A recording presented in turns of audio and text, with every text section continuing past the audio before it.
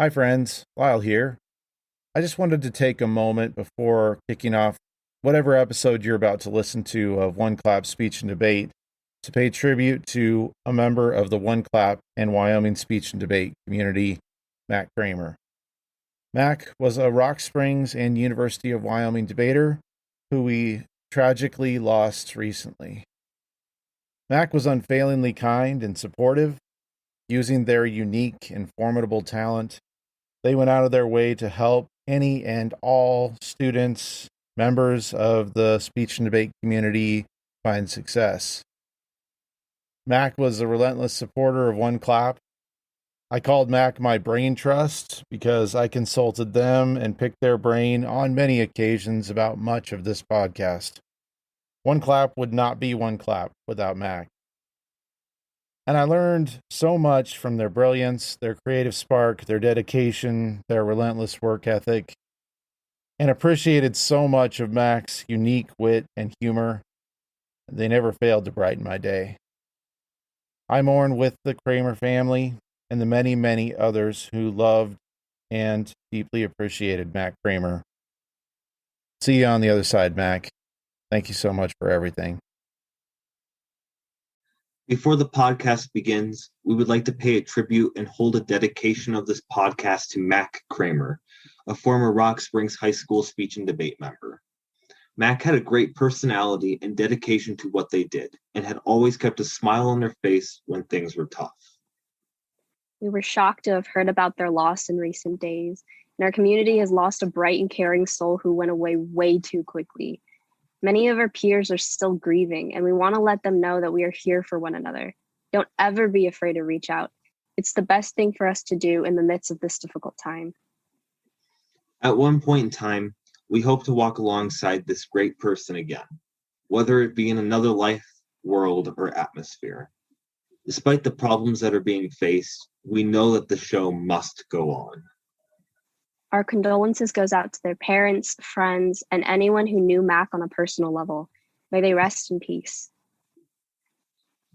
Hello, extempers, speech and debaters, and everybody else listening to this podcast. Welcome to episode 3 of the half hour Under the One Clap podcast. I hope that you have been taking a bunch of advice from our podcast and that we're helping you out. Without further ado, my name is Yu. And my name is Spencer. And this week we are going to be talking about the Texas abortion ban, or otherwise known as the Senate 8 bill, correct? Right. Yes, that would be the Senate 8 bill. Okay.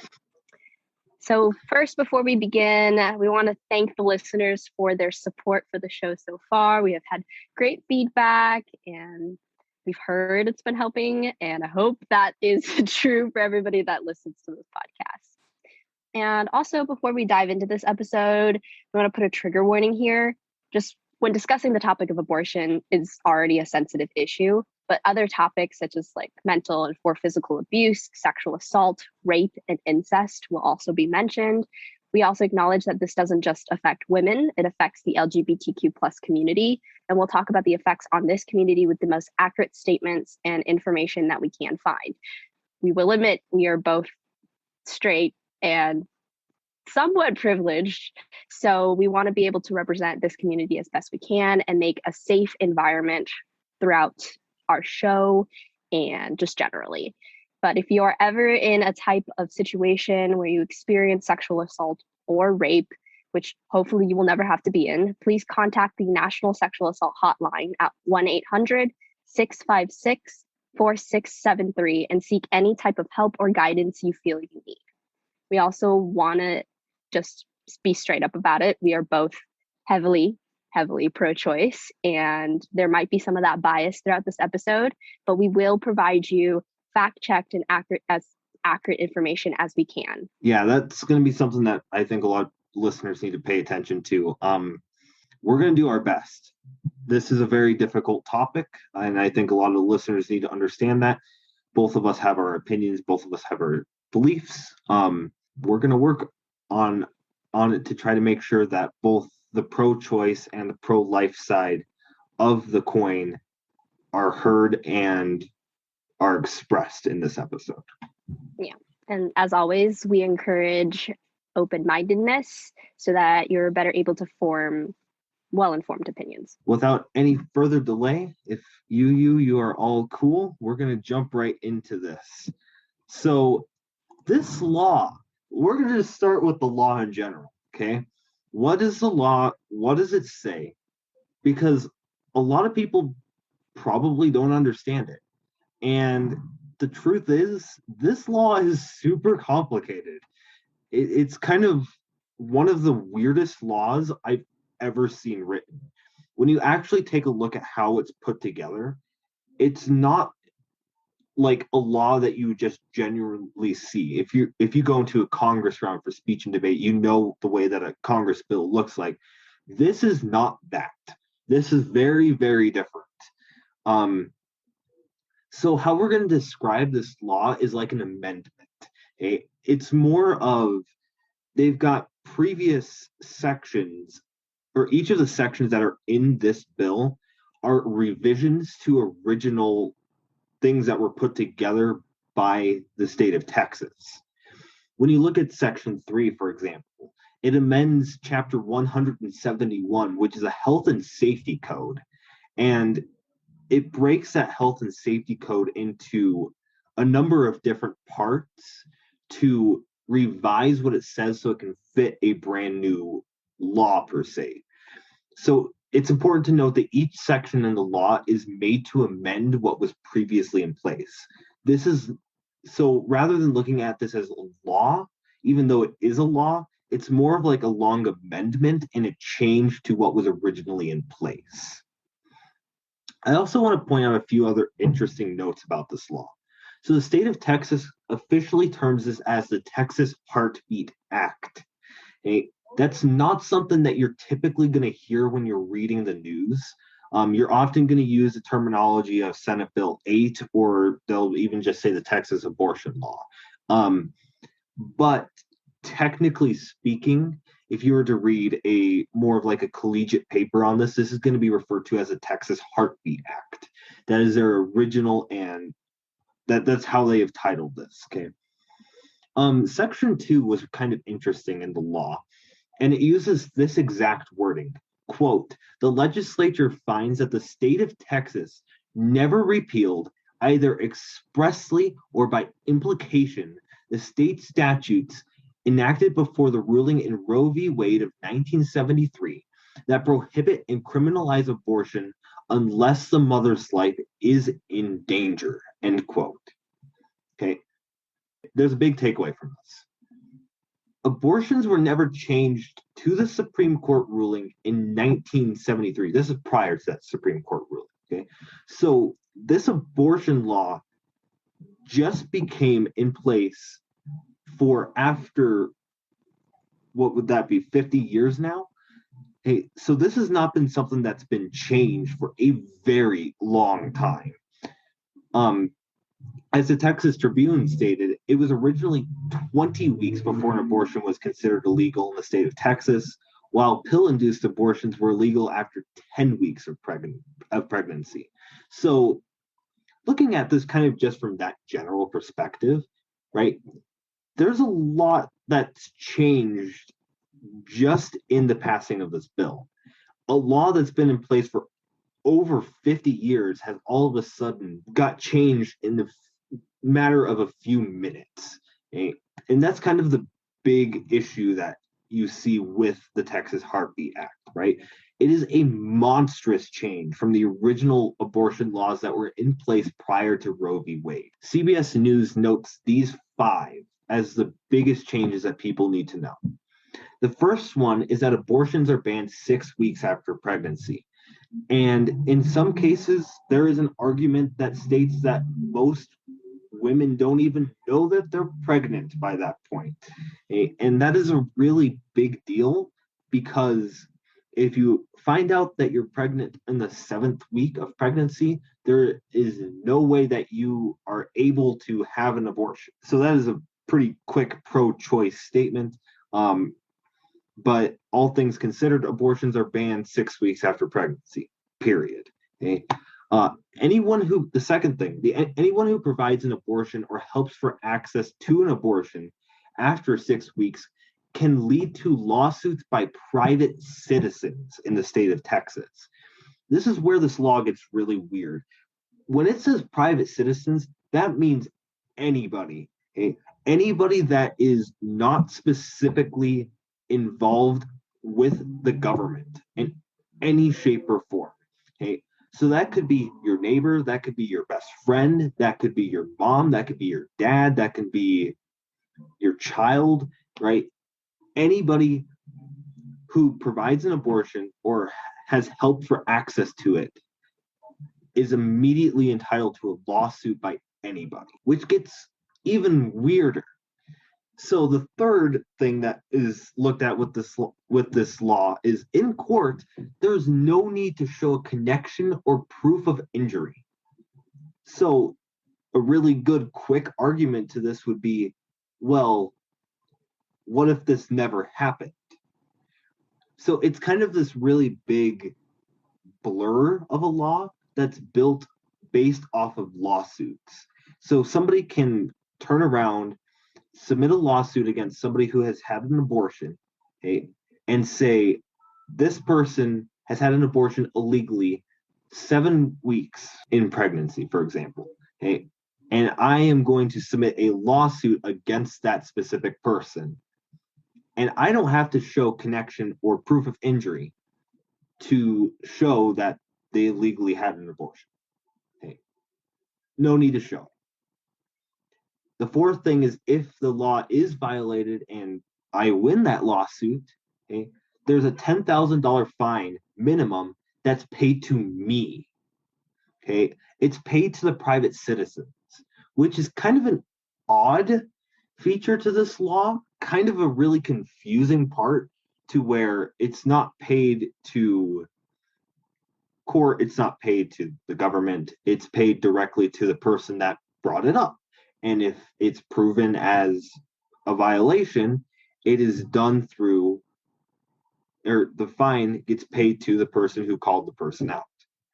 And the fifth most important thing is there's no exceptions to pregnancies that result from rape or incest. So the law is built strictly on lawsuits, which is what makes it kind of strong in a way where it can be very strict. The New York Times makes a very good point here. It says, quote, while many states have passed abortion bans, the law in Texas was drafted specifically to make it difficult to challenge in court. Lawsuits are the enforcement mechanism. No law enforcement officer or other government official is tasked with upholding the new law, end quote. That means if an abortion was considered illegal, it gets filed for a lawsuit, it's very difficult for a lawsuit to climb the ladder and to get to federal court to be deemed as unconstitutional, which is a really big challenge to Roe v. Wade, because if this is deemed as unconstitutional, right, if it was per se to be deemed as unconstitutional, then it would have to work its way up somehow. Okay?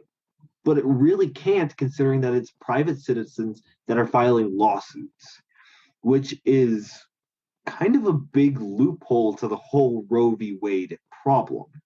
It just kind of goes about and meanders its way around the original court case to show private citizens can now have power to call somebody out for having an abortion. So the key point, despite the law having a ton of amendments to original chapters, the new law is quite detailed and holds a lot of changes from the prior Texas law.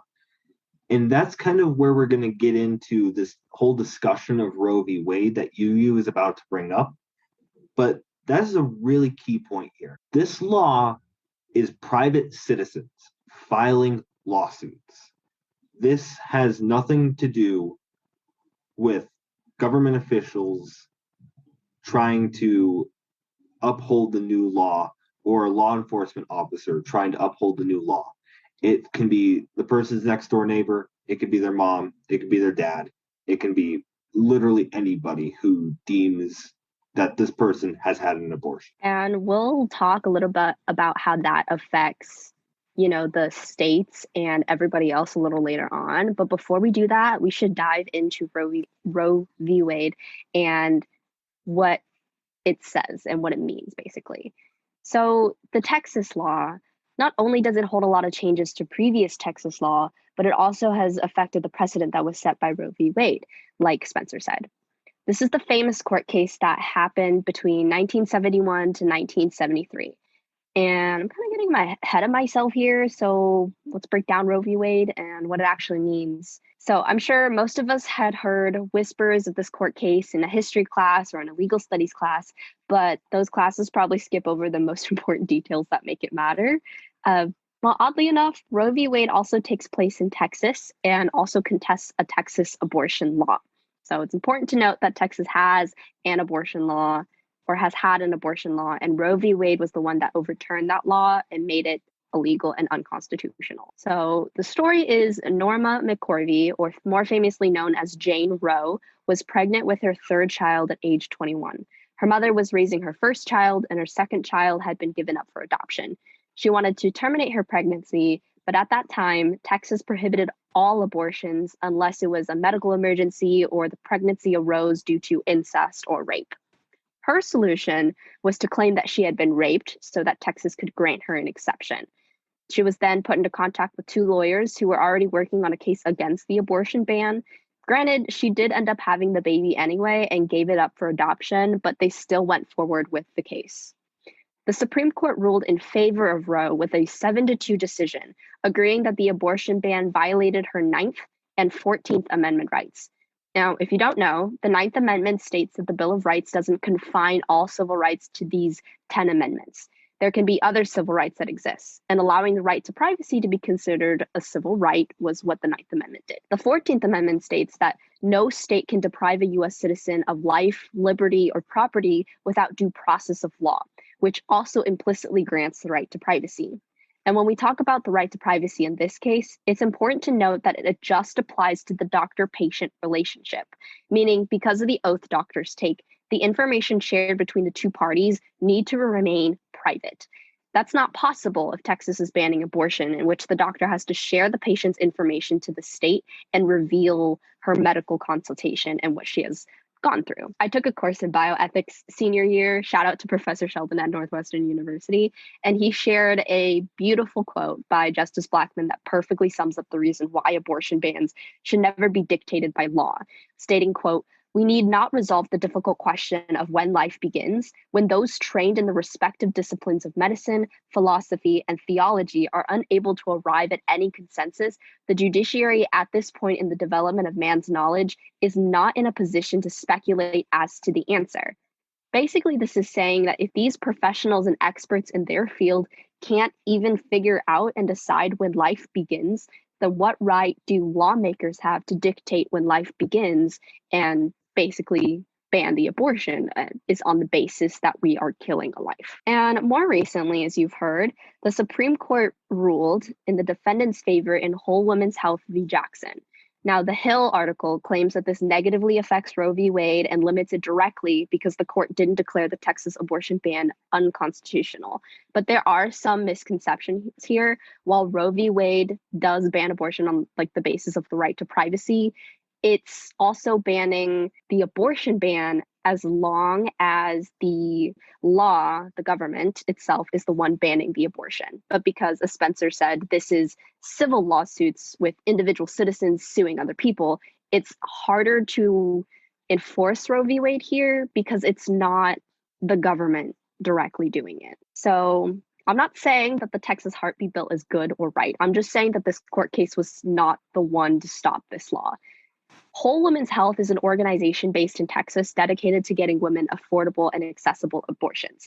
They want to file a class action lawsuit against 114th District Court Judge Austin Reeve Jackson. It's technically not a case that had full litigation. Whole Woman's Relief applied for injunctive relief through Justice Alito, and he brought it to the Supreme Court justice to decide. Now, injunctive relief is just legal jargon. That means if the court rules in favor of them, then the Texas bill would cease to exist because it's found unconstitutional. But because of the nature of the case, Whole women's relief had a huge burden of proof that they couldn't meet. Again, what we discussed earlier. The main problem and reason why the court ruled in favor of Judge Jackson was because there wasn't any real proof of him doing harm or ruling in favor of the plaintiff in cases where they reported an illegal abortion. And he also outright stated he wouldn't vote against the Constitution and he wouldn't vote in favor of the plaintiff in these kind of cases, meaning harm's not really being done if, he ruled in favor with the defendant. What's important to note here is that this case doesn't decide the constitutionality of the bill at all. The majority opinion just didn't find enough convincing evidence to terminate the bill. Was this the right decision? Probably not. But I'll leave that up to you to decide. And we'll discuss why later on this podcast when we answer why it's probably not and when we get to the questions. But at the moment, the Texas legislation is still in action, and the effects that it can have on our country and people is probably very dramatic. And Spencer will explain why it affects other states. And let's just dive right into it. Just to note, this law did take effect on September 1st. That was the official start date, to make sure everybody does understand that too. Let's talk about the effects that this legislation is going to have on this country. And I want to just start with what Governor Greg Abbott said. So first off, that is the governor of Texas. When signing this bill, he stated, quote, "Our Creator endowed us with the right to life, yet millions of children lose their life every year because of abortion." Abbott also noted, quote, "The legislature worked together on a bipartisan basis to pass a bill that I am about to sign that ensures that the life of every unborn child who has a heartbeat will be saved from the ravages of abortion." Two things to note here. Our Creator likely refers to God and holds a Christian point of view. In essence, Governor Abbott puts a specific focus on the life that God gives for everyone, it's definitely a pro-life point of view where Governor Abbott is saying, look, every child is born in the creation of God's eyes. It's wrong to have an abortion because this person is there, or this person should be there to have a good life, right? So it's an interesting point of view, definitely Christian point of view, and looking at it from this is the way that God is supposed to be there and give life to our children.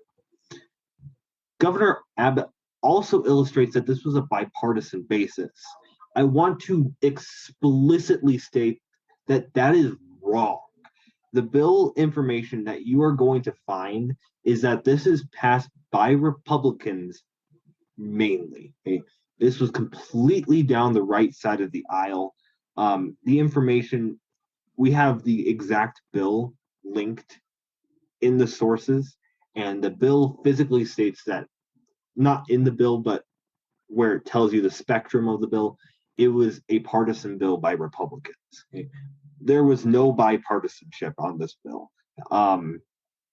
So that is a completely incorrect statement. So here's a tough reality. If federal courts uphold this law, other states are going to follow suit. And actually, as we are recording this, we have started to see that already happening. A few states, i.e. North Carolina was one of them. On September 2nd, I believe, they implemented a brand new law for abortion. And all you're going to start seeing is a chain effect of the same kind of strict laws that go more in favor for pro-life. Okay? That is the reaction that's going to happen in the country. Okay? Is states that tend to be a little bit more red are going to start following what Texas has done. Texas is going to lead the nation in having more abortion laws that are focused on pro-life. Okay. One of the biggest problems came right before midnight on the day when the law was to go into effect, which would be August 31st before it went into effect on September 1st. And it was exactly what you just stated. The Supreme Court declined the option to halt the restrictions of the Texas law, which is a key factor in showing that the Supreme Court may overturn Roe v. Wade, which is a big effect on the country. Okay? But the Supreme Court needs to be careful with that action, right? Because allowing this enforcement can lead to other states following suit by making abortion laws that are similar, as we've already seen. But it doesn't have to necessarily be abortion. Okay? There's a really good article that's linked in the sources that states that the same thing can happen with other states, such as California's gender transitioning law. Okay? So while the decision seems to allow Texas to do its thing, remember that liberal states can also take advantage of this decision. Okay? The Supreme Court may find that to be unconstitutional. Okay? But one thing to note specifically here is that the idea to not decline is a really good indicator that other states can take advantage of their laws that they have specifically that allow for more progressive bases. So one result from the issues that have happened is the creation of helplines from what usually are call centers for abortion services in Texas. The New York Times noted that they were crowded with crying women weighing unforeseen circumstances and undesired options. You will go more into that information here shortly. More of on the polarization. This is a really good discussion because we do have political polarization happening right now in the United States. But abortion has been a topic of concern for years. This isn't just something that just happened overnight. Logically speaking, pro-life and pro-choice arguments honestly have not changed too much. Okay? While this law was particularly strict, logically speaking, it is really highly unlikely that this impact is going to cause more polarization. But that's just my argument speaking out loud. Biggest takeaways from the effects on this country. Number one, the Supreme Court's decision will lead to other states following suit and in the footsteps of Texas. However, it doesn't necessarily mean that it will be on the legislation or topic of abortion. Number two, increased polarization will not come from the law as stances on the issue have remained pretty similar over time. It is unlikely to see increased polarization. And number three, there will be tremendous effects on women and others across the nation, which once again, UU is about to bring that up here shortly. I will also note this. A few hours prior to recording this podcast, we are beginning to see some international effects. So on the 7th of September, Mexico's Supreme Court ruled that abortion ought to be decriminalized, a vote that occurred unanimously in the 11-seat Supreme Court. In other words, that means making an abortion a crime is unconstitutional. Now, this is not caused or correlated with the United States and Texas's abortion law. However, the purpose of this is to show that countries around the United States are starting to show acceptance to abortion. Latin American countries have had a massive women's rights movement that has shaped their countries, and Mexico is one of the first signs. The biggest reason as to why this matters is international pressure against the United States. If abortion is considered as a fundamental human right across the border, then it becomes a pressure to the United States to ensure that same right. Pressure and tension is imperative to upholding human rights. The United States has a very good role in the world of trying to show good ways to help everybody. Okay? If something usually happens in the United States, there's typically going to be some effects across the world too. But pressure and tension from international communities can also happen to the United States. Remember the Black Lives Matter movement. It's a pretty good example here. Okay? Black Lives Matter had international pressure on the United States. This would not be the first instance of this. And seeing Latin American countries, and especially Mexico as of recently, that pressure is going to be implemented on the United States to ensure that abortion is a fundamental human right. When rulings and/or problems affect the United States, sometimes the impact that is seen from the international community will play an effect on the United States. For example, Mexico may start pressuring the US to ensure the same rights for those who maybe they need to seek asylum from violence that's in that state. And this is also important to note. It's a big step because Mexico is the world's second largest Catholic nation. That's pretty interesting, isn't it? Yeah, and just like something to mention, like along the lines of facing international pressure, I want to get this right. The Human Rights Campaign like has issued a statement following the Supreme Court's decision and ruling in favor of Jackson. And it just basically states that they find it like horrific in a sense because the decision to get an abortion should remain private among the patient and their doctor and shouldn't be dictated by law, which is in their statements basically summed up. And they also think it's really sad that the Supreme Court didn't rule against Jackson, basically kind of saying like, what are you doing? You know?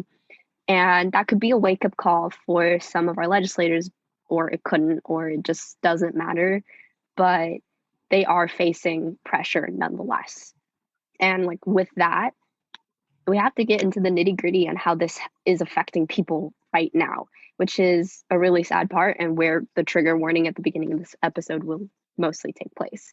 It's just when we talk about the effects that it has on people, we usually tend to focus on cisgender women, but that's not the only group that this bill will affect. But let's start with the effects that it has on women, because that's also an important part. The bill states that the person that is getting the abortion or the people that aids in getting an abortion can be sued by any citizen and will receive a $10,000 bounty. You know, this means that it's not directly the state banning abortion after 6 weeks. It's the state encouraging their citizens to ban abortion for them. Now, this is bad because it's working to keep organizations, women, and people scared. And that's why, despite not agreeing with the law, providers and healthcare workers are forced to comply with the law.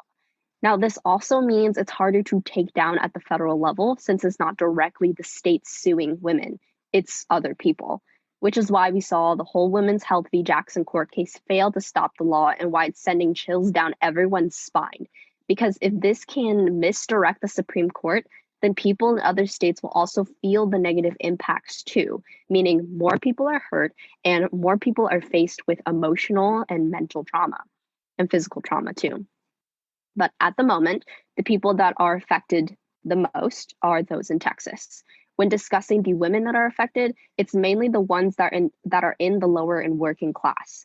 Some background here, most people that get pregnant don't know that they're pregnant until the 6th week where they've missed a period and they're starting to feel the symptoms. Then after that, they probably decide to take a pregnancy test and it'll show up positive. But once they take the test, they now only have a limited amount of time to decide what they're going to do. And usually that's probably a week with the ban now. They then have to schedule an appointment that is at a convenient time for them where they probably can't take time off of work or they can't afford to do so, or they just don't have the necessary transportation or resources to get there at that time. And all of this has to be done before the fetus has a heartbeat. And the problem is that's almost impossible to do. You know, these people now have to deal with an unplanned pregnancy and go through the trauma of having to birth a child. And if they were raped or the baby happened through incest, they would have to carry the mental and physical trauma that can develop after those situations. And it's not just those situations in particular. If you are a lower income woman and you have a baby, or if you're just like in the family generally and they have a baby, it can also cause mental and emotional drain and trauma to them as well. Meaning like mental effects and mental illnesses can occur simply just because they've had a baby and they're going through a stressful situation and they're going through a stressful time where they have no other option. Women might feel like they have no choice, or people who are pregnant might feel like they have no choice but to do it themselves. And that is just unacceptable in its own right and very traumatic to their own bodies too, because performing an abortion on yourself is very damaging to your health and to the person. So with that, not only does it have like it has an emotional impact, it also has a very physical impact to it as well.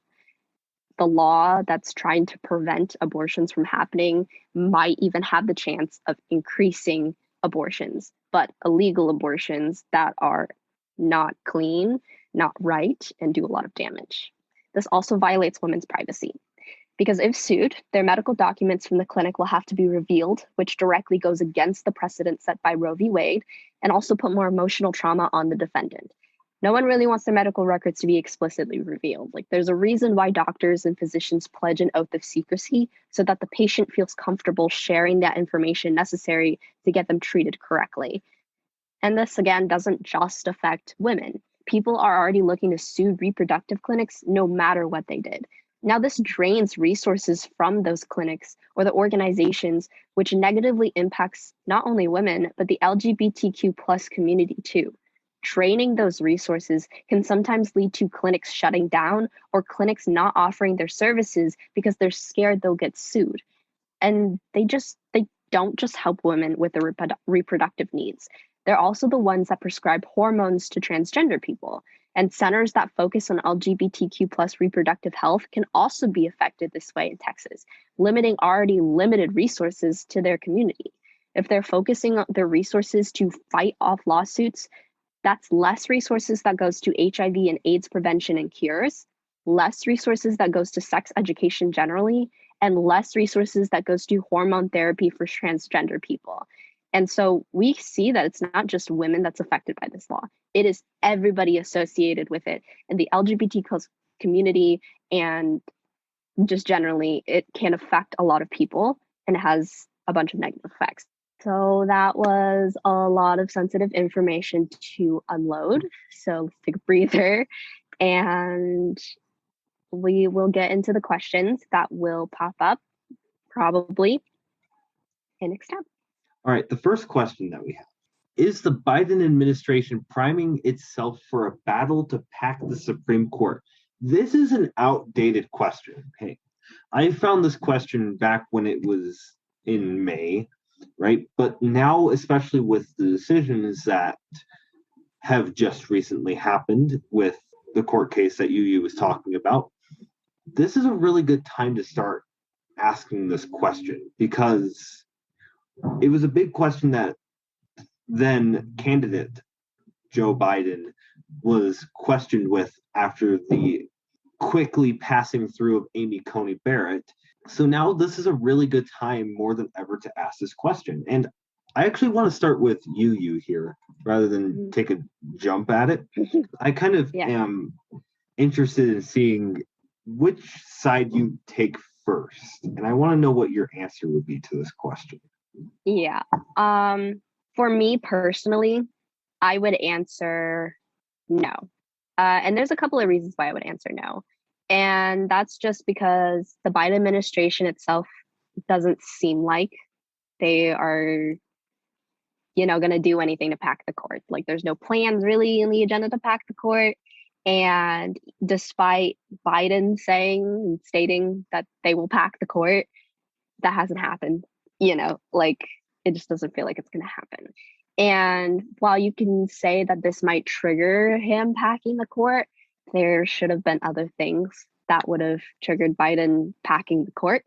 And I would just say he wouldn't do it because it could hurt his view amongst voters.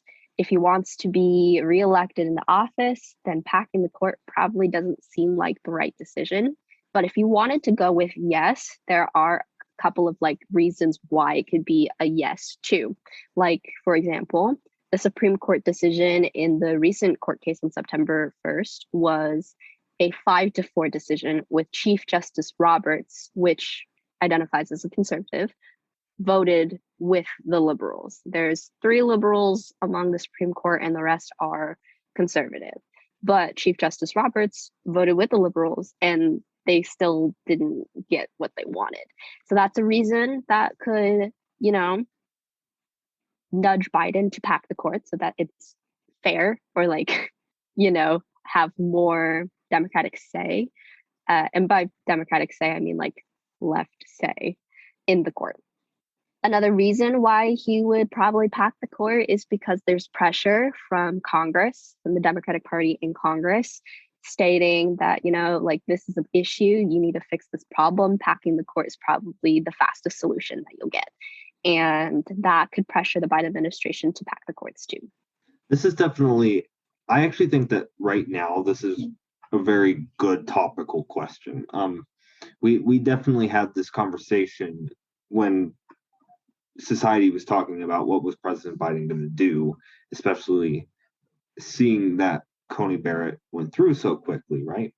And quite frankly, I'm definitely on the side of no. I'm with you there. But yes, really does sound like a logical argument right now. You got to remember, the president has a pretty tough stance on abortions. He's pro-choice. Okay, and it's a really good way for him to see that packing the Supreme Court. I don't know if he'd necessarily like pack using that term, but maybe even adding like 2 more justices would give him the majority to try to uphold the constitutionality that was shown in Roe v. Wade. Having that right to privacy, as illustrated from the 9th and the 14th Amendments, as what Roe v. Wade showed. That's a really big thing that President Biden can do. I mean, remember that actually he can't do that. That's passed by Congress, right? He can appoint. But it's a really big issue that we can see happening. Obviously. And I would also like point out and take a note here that there is nothing in the Constitution that states we can only have 9 Supreme Court justices.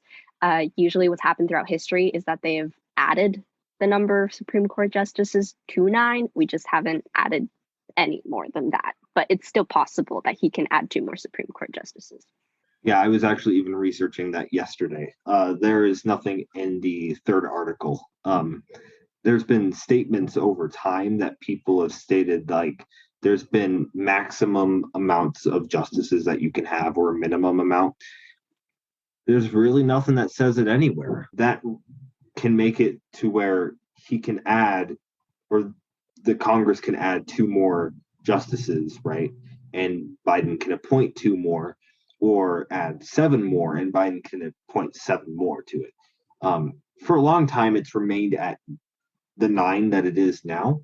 And back with Franklin D. Roosevelt, then Senator Biden actually turned around and stated that he was not actually in support of expanding the court when it was actually being contested at that time too. So kind of to note like the long history there, some of the statements that he's made, and this was of course prior to this abortion law, but a few statements that we can definitely see that Biden is not interested in packing the court, right? One of them was this idea of creating a chain effect. If President Biden turns around and adds 3 more justices to the court, then the next administration could add 3 more, and then the next one can add 3 more, and the next one, so on and so on and so forth, right? It's kind of illogical for the Biden administration to pack it. If they really have an intention of trying to be bipartisan, then the Biden administration is not going to turn around and pack the Supreme Court.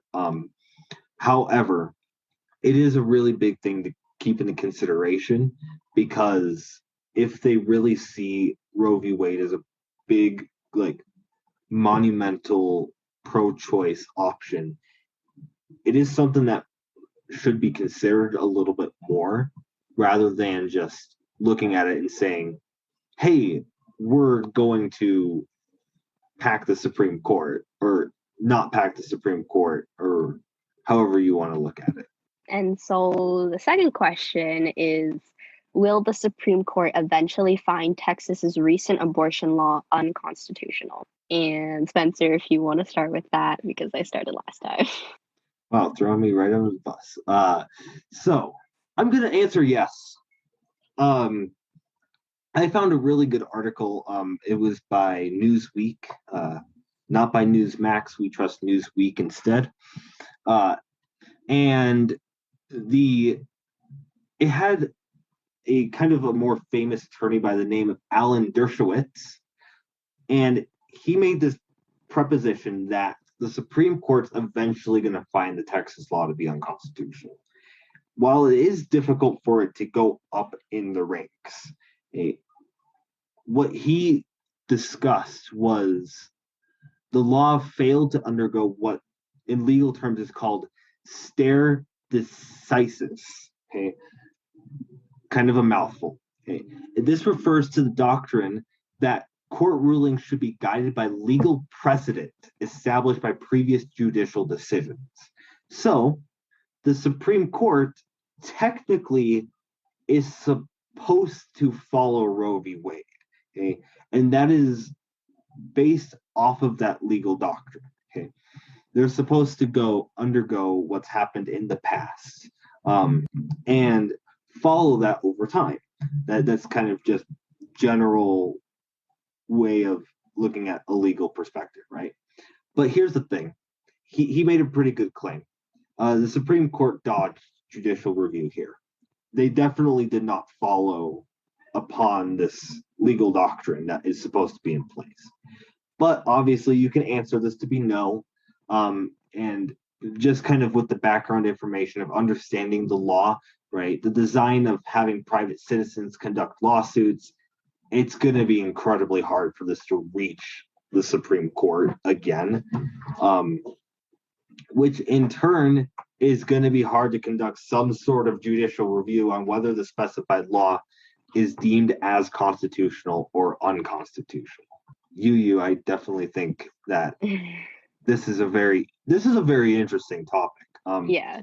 Supreme Court is really the point that we're talking about with this specific legislation that's been passed, because it involves the Supreme Court pretty much when it comes to this specified law of trying to see if it's going to uphold or not.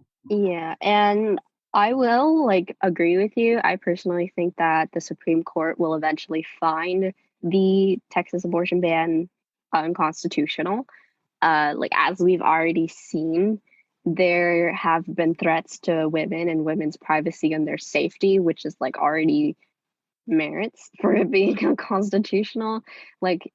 I'm pretty sure you've seen this, but on Reddit, there was this comment about how the rapists themselves can actually sue the women that got pregnant and might look towards getting an abortion. Or it doesn't have to be the rapist. It could just generally be the man that got her pregnant. And that's a very dangerous thing to allow to do. And I'm sure that most courts will probably not rule in favor of, the plaintiff. But that doesn't necessarily mean he's getting a punishment at all, because he still gets the $10,000 bounty because it's right, maybe. And that, to me, seems like it's unfair and still unconstitutional. And if it's the Supreme Court, if it's not the Supreme Court doing it, then it'll definitely be the people pushing Congress or pushing the Biden administration to do something about it, to find it unconstitutional and to make it unconstitutional, or at least to reverse the law. And I think just generally, I kind of don't know how to say they won't find it unconstitutional, but I have read an article by The Hill, which they basically read a warning. It's written by a political science. She has a master's in political science, and she's well known, or I'm not sure. They're well known in the United States for making these kind of arguments and in law. But generally, they state that this is not right, and this could set a dangerous precedent for the future, because that means the Supreme Court can just keep kicking it down the line, because they say it's unconstitutional, or they can't decide the constitutionality of it now. Then that means they probably won't decide the constitutionality of it ever, because it's not in their power to do so. And that could mean they won't ever find it unconstitutional and they can't reverse the Texas law. That's what the Hill article stated. You should look it up. It is linked down below.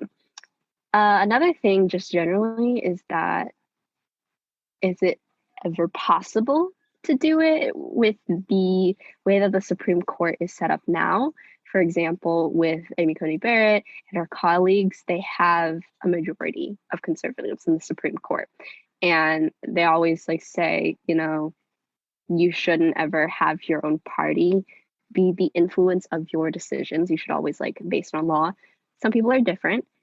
And right now it seems like they're all in consensus, at least the majority party are in consensus that, they don't find it unconstitutional right now. And that can mean that they won't ever find it unconstitutional. But the chances of that happening, I think, are very slim. So I will stick with my answer of, yeah, they will eventually find it unconstitutional. But that's a couple of reasons why they might not. Well, kind of sticking to that logic, right? Supreme Court justices, they are supposed to follow what is in the Constitution. They're really not supposed to turn around and go off of a party basis.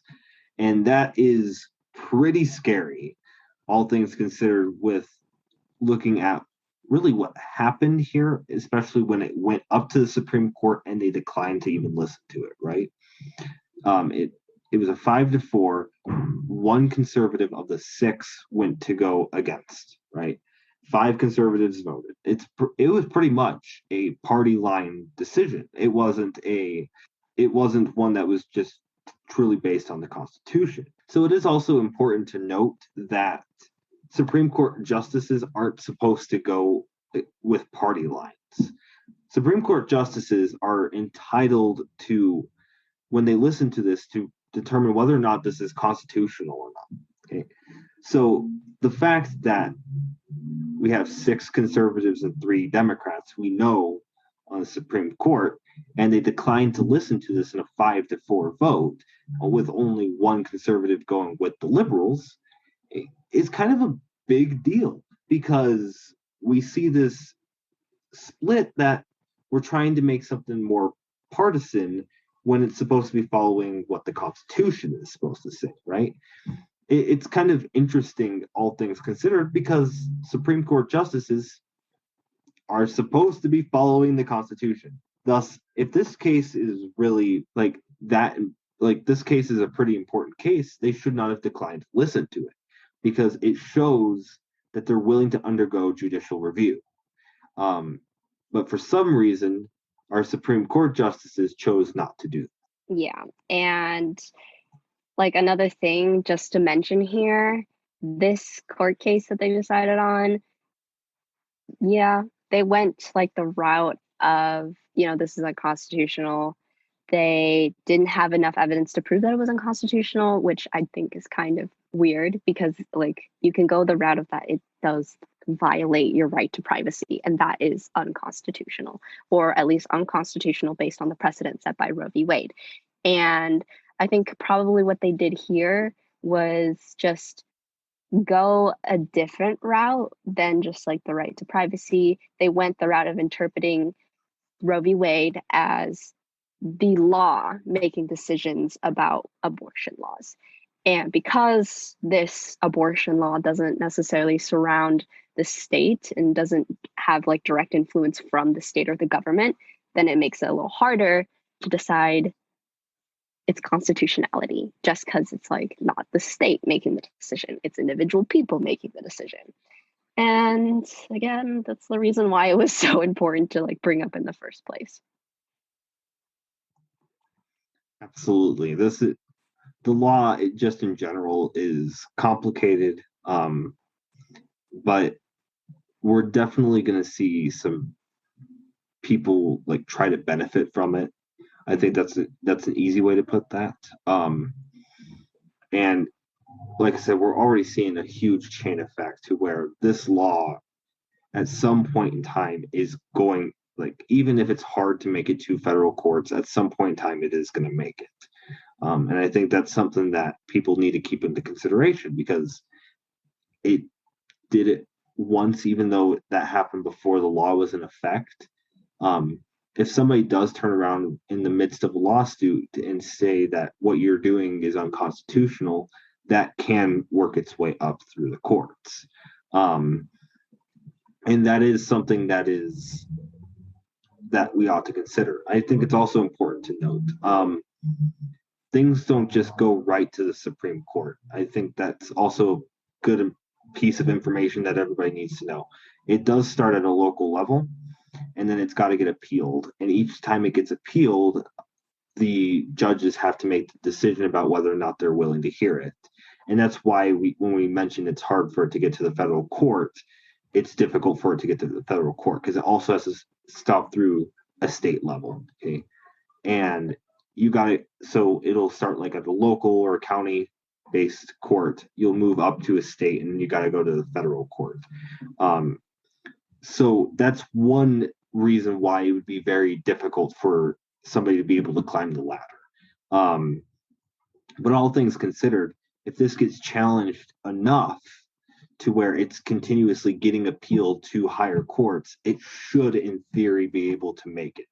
The Supreme Court listens to maybe about 200 court cases a year. That's it. It's very little. And it chooses which ones it's willing to listen to, which is why it declining listening to this law is a really big deal. They decided, hey, we're not going to listen to this as one of our biggest ones that we want you to listen to this year, or that we want to listen to this year. We've got other ones. But it is also, I think, it is good to note that they do have a challenge that is going to be faced eventually, because looking toward the future, Mississippi, I believe it's Mississippi, does have a Supreme Court case that they have to decide on by October. So that relates to the topic of abortion. So whether or not the Supreme Court is going to take that decision to listen to that is a really big deal. I don't recall if it's Mississippi. I believe it is. So correct me if I am wrong when we look that up later after the podcast is over. They are looking into a case that has been submitted to the federal court, and that will determine whether or not they are going to really dodge Roe v. Wade. So whether or not it's, I guess, kind of thinking on that level, whether or not it's Texas's law in particular is maybe besides the point. What happens if this specific one undergoes that judicial review? Are they going to uphold abortion or not? And I guess we have to wait till October to see what happens. Maybe that's a good way to end it. So I hope you enjoyed listening to this episode, and I hope we did everything correctly for you to gain enough information out of this podcast and get the one.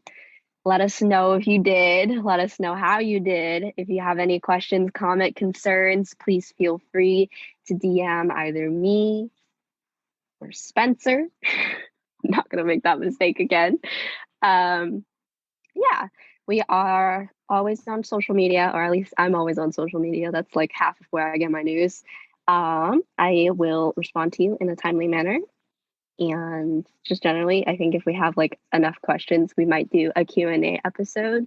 So if you just have general questions or questions about extemp, we will take both and give you a video that's more entertaining than news.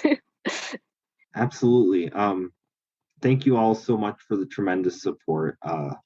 We are both very thankful. Every episode so far has gotten some good feedback. We do want to say we've got a special one coming next week. We're not going to spoil it.